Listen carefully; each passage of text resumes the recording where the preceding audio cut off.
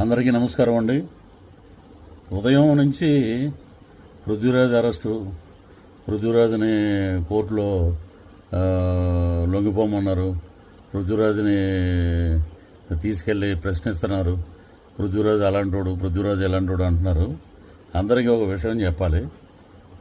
మొదటి భార్యకి భరణం ఇవ్వలేదు. భరణం గురించి దగ్గర ఒక 3-4 ఏళ్ల నుంచి భరణం ఎరియర్స్ ఉన్నాయి. ప్రతి నెల 10వ తారీఖున కట్టాలి, కట్టట్లేదు. అందువల్లే కోర్టు ఇష్యూ చేసింది అరెస్ట్ వారెంట్ అని చెప్పారు.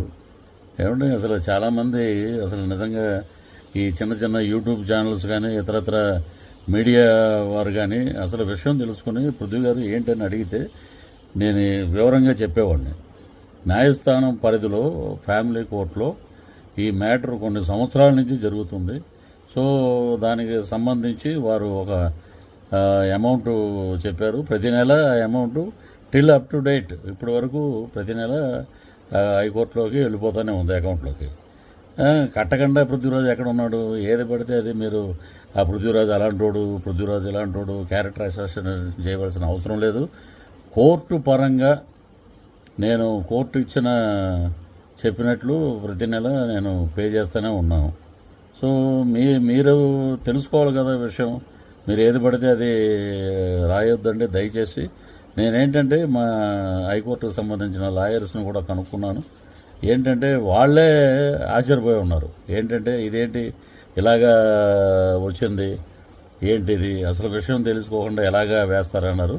నేను చట్టపరంగా ఏదైతే యూట్యూబ్ ఛానల్స్ ఎక్కడైతే నా గురించి ఎవరైతే ప్రస్తావించారో వారందరి మీద చట్టపరమైన చర్యలు తీసుకుంటున్నాం కూడా. మా లాయర్లతో సంప్రదిస్తున్నాం.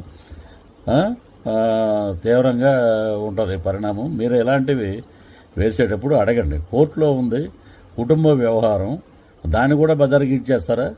అక్కడ కట్టవలసిన భరణం ఎంత ఉంది, దానికి ప్రతి నెల ఎంత కట్టాలి అనే కోర్టులు కూడా మీరేనా? దీన్ని బట్టి ఒక మనిషిని ఎలా పడితే అలాగా క్యారెక్టర్ అసోసియేషన్ చేయకండి. క్యారెక్టర్ను దిగజార్చే ప్రయత్నం మానుకోండి.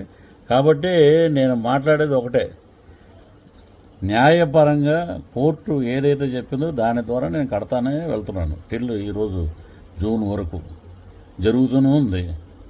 కాబట్టి మీరు నిజాలు తెలుసుకొని మాట్లాడండి. నేను ఇంతకు మించి ఇంకెక్కువ ఏం మాట్లాడను. ఏది పడితే అది రాయకండి దయచేసి. పాత్రికేయ మిత్రులు అందరూ నాకు మంచి మిత్రులు. నన్ను అడిగితే నేను చెప్పేవాడిని ఏంటనేది.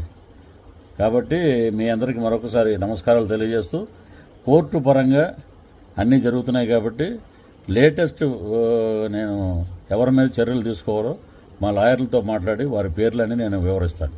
Thank you.